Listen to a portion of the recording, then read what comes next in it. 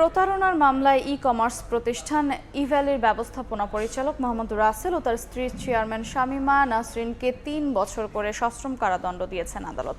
পাশাপাশি প্রত্যেককে ৫,০০০ টাকা করে অর্থদণ্ড, অনাদায়ে আরও ৬ মাসের বিনাশ্রম কারাদণ্ড দেওয়া হয়েছে।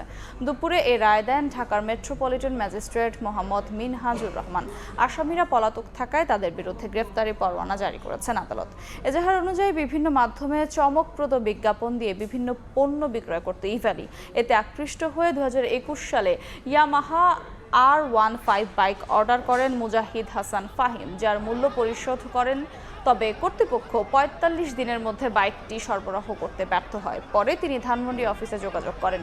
কর্তৃপক্ষ ৫ লাখ টাকার চেক প্রদান করে, তবে ব্যাংক হিসেবে পর্যাপ্ত পরিমাণ অর্থ না থাকায় চেকটি নির্ধারিত তারিখে ব্যাংককে জমা না দিতে অনুরোধ করে ইভ্যালি।